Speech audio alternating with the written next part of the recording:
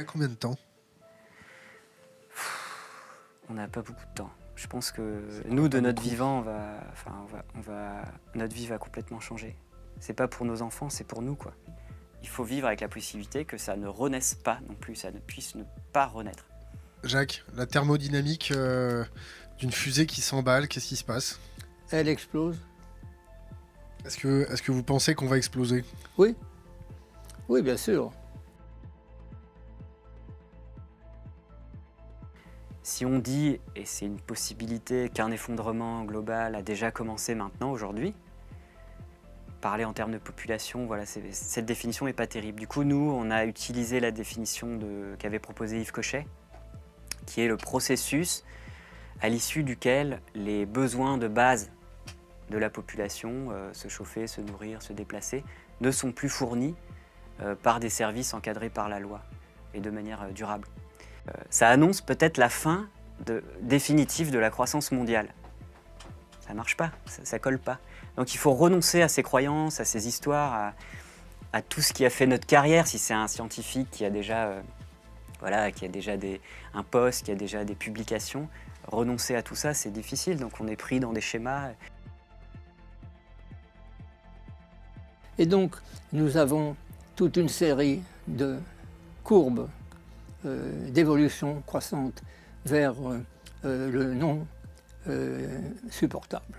Donc effectivement, je crois qu'il se passera des choses. Et ces choses seront mauvaises. De faire ça, on est dans un stock fini. Stock fini, ça veut dire qu'à un moment ou à un autre, on va passer par un pic de production. On n'a pas le choix parce qu'il faudra finir par faire zéro. Alors la question, c'est quand est-ce que ce pic de production peut apparaître ou pas. Il se trouve que jusqu'à présent, tous les inquiétudes malthusiennes, on pourrait dire, ont été toujours repoussées. Est-ce qu'il y a des menaces? Alors la réponse est oui, sauf que pour le moment on voit la partie sympathique de la menace. On pourrait presque dire que l'énergie c'est une drogue.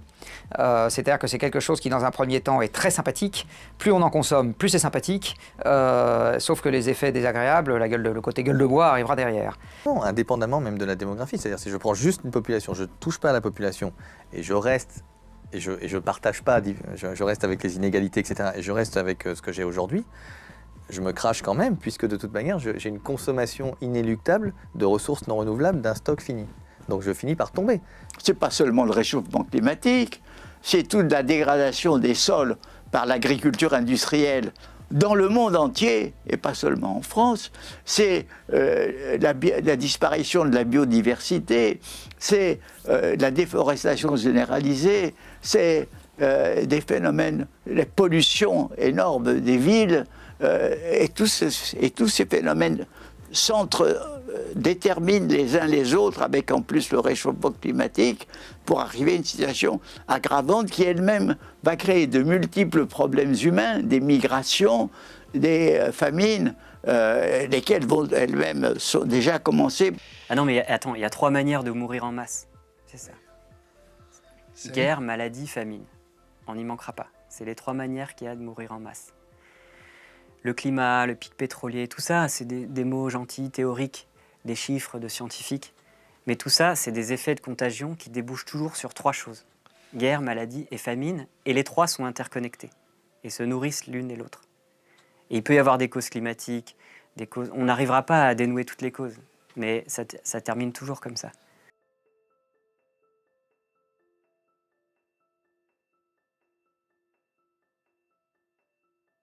Il y a une série considérable de ressources naturelles qui sont en même temps menacées par une consommation qui augmente. Et c'est la synergie de toutes ces pénuries qui créera les conflits. Le problème, c'est que la manière dont on utilise aujourd'hui nos métaux ne nous permet absolument pas d'atteindre des taux de recyclage de ce type-là. Alors, à quelques exceptions près, par exemple le plomb, qui est utilisé principalement dans les batteries de voitures, tout ce qui est terres rares, alors les terres rares ne sont pas forcément rares, c'est une dénomination qui date du 19e siècle, tout ça c'est recyclé à moins de 1%. Moins de 1%. C'est-à-dire qu'on a inventé un système économique dans lequel il n'y a pas la physique. Depuis 2 siècles, on a considéré que la physique n'avait rien à faire dans le système économique. On a postulé il y a 2 siècles dans l'économie classique que les ressources naturelles, ça vaudrait 0. Donc l'énergie est une ressource naturelle parmi d'autres, ça vaut 0. Et donc, dans le système qu'on a conceptualisé, on s'occupe que des hommes et du capital humain, et le reste n'a pas d'importance.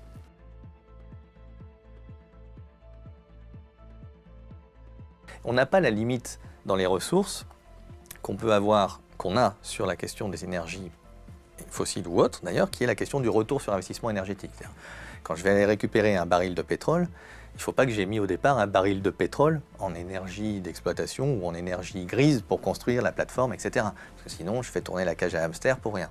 Donc, un baril doit me rapporter plus qu'un baril. Et d'ailleurs, malheureusement, ce taux, on appelle le taux de retour sur investissement énergétique, se dégrade puisque justement, il faut aller chercher de plus en plus profondément ou des choses qui sont bien moins accessibles, bien plus difficiles à extraire que les pétroles onshore des champs supergéants découverts dans les années 30 à 60 dans le Golfe Persique, quoi. En fait, l'énergie, c'est par définition la formation d'un flux physique.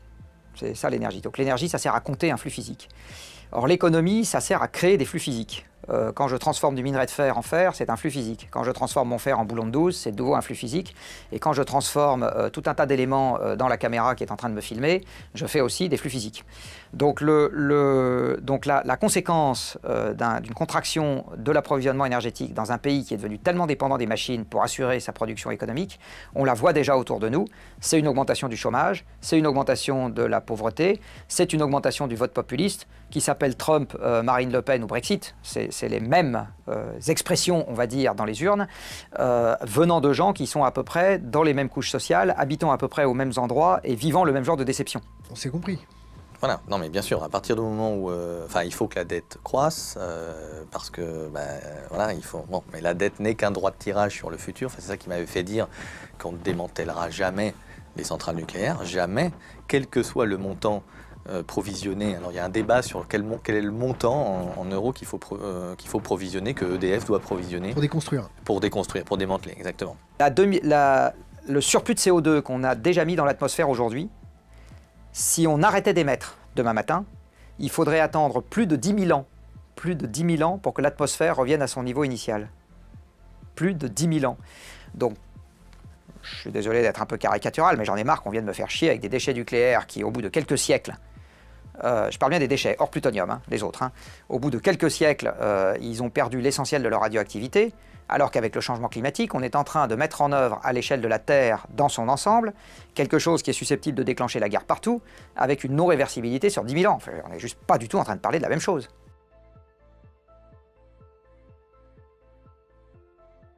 Que le problème échappe complètement au pouvoir politique. Et d'ailleurs, on peut trouver un exemple très simple, c'est qu'il y a eu la COP21 il y a maintenant 3 ans, quelque chose comme ça, et tous les États ont promis d'améliorer le bilan carbone. Rien n'a été fait par aucun gouvernement depuis. Et donc, ce n'est pas possible. Sur le plan écologique, nous avons passé des seuils qui montrent que quoi qu'il se passe demain, il y a des choses irréparables. De la même façon que quand vous cuisez un peu trop votre gâteau et qu'il est noirci, vous ne pourrez jamais récupérer les ingrédients pour en faire un autre. Le principe d'irréversibilité s'applique aussi aux dégâts que nous avons faits sur l'environnement, quelles que soient les technologies que nous déployons désormais. En fait, il y a 15 grandes boucles de rétroaction, juste, je parle du climat. Dans le climat, genre la fonte du permafrost, la fonte de la calotte polaire, les premières qui se déclenchent à +1, +3 degrés sont déjà énormes. Il y a les moyennes qui se déclenchent à +3, +5 degrés. Et il y a celles qui se déclenchent à plus de +5 degrés. Et le problème, c'est ce qu'ils disent, c'est que les premières boucles ont la capacité de déclencher les deuxièmes, les moyennes, qui déclencheraient l'ensemble des boucles de rétroaction, ce qui fait qu'on irait très vite vers une trajectoire thermodynamique de planète étuve. Et les scientifiques nous disent, en fait, on est dans une pirogue, on voit le courant accélérer, ça remue, on ne peut plus ramer en arrière, c'est trop tard. Et devant, il y a les scientifiques qui disent « Oh, regardez, il y a un grand vide à 200 mètres. » Effroi, sidération. Par contre, l'équipe dit, et c'est un peu comme le GIEC, « Regardez là sur la gauche, il y a encore un petit rocher, on peut espérer s'accrocher. » Si on rame tous ensemble, maintenant, à fond et de manière coordonnée. Et tous, c'est l'humanité. 3 à 5 degrés à la fin du siècle, en moyenne mondiale, c'est 6 à 10 degrés sur les continents, parce qu'il fait plus chaud sur les continents qu'en moyenne mondiale. Il n'y a aucune agriculture qui résiste à 6 à 10 degrés de moyenne à la fin du siècle. Aucune.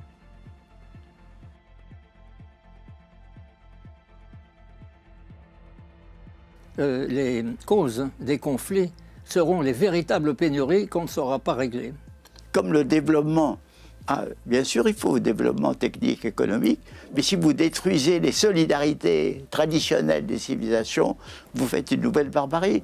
Donc il faut développer et envelopper. Et j'ajouterais, il faut la mondialisation. Qu'est-ce qu'elle a de positif? C'est qu'elle permet une mondialisation culturelle importante. Il y a aussi l'hypothèse que la descente énergétique soit si rapide qu'il soit contre-productif de se taper dessus. Ça coûte cher en énergie une guerre, et on ne la lance que si on peut la rentabiliser à terme. Les banques ne prêteront pas à des pays entiers qui voudront se battre s'il n'y a pas de possibilité de rembourser l'emprunt. Et ça peut verrouiller la mise en place d'une violence à grande échelle. Dans toutes les catastrophes, les catastrophes brutales, tsunami, attaques terroristes, crash d'avion, incendie, tremblement de terre, etc., le comportement majoritaire, mais ultra majoritaire, c'est l'entraide et l'auto-organisation.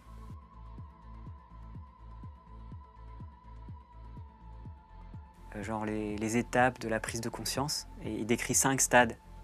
Stade 1, c'est déni, il ne se passe rien. Il n'y a pas de problème. De toute façon, s'il y a un problème, il suffit de plus de croissance. Et y a pas de... Mais stade 2, c'est il y a un problème. Gérard Rolls. Le climat, le pic pétrolier. Non, c'est le nucléaire. Mais non, c'est la finance. Mais non, t'es con, c'est les inégalités. Non, c'est ça, non, c'est ci. Il y a un problème majeur qui focus tout. Et puis à un moment, on passe au stade 3, c'est en fait, non, il y a peut-être 2 ou 3 problèmes. En fait, peut-être que climat et pétrole, c'est lié. Et puis après, on creuse, on se rend compte que tout est lié, en fait, de manière inextricable. Et stade 5, c'est... il y a un effet, en fait, quand tu te rends compte que tout est lié, c'est « oh ». Enfin, ça casse beaucoup de choses dans l'imaginaire, ça fait des ruptures. Et le stade 5, c'est en fait, le problème, il dépasse l'entendement, il rend fou. Si tu penses trop, tu deviens fou. Et si tu n'y penses pas, tu deviens fou aussi. Et le problème, c'est qu'à chaque stade, on perd 90% des gens. Tu vois, 10%, 10%, de 10%, de 10%. On se retrouve très peu nombreux à être au stade où on se dit, mais en fait, ça va tout changer, le futur, la représentation du monde, mon rapport avec les autres humains, avec les non-humains.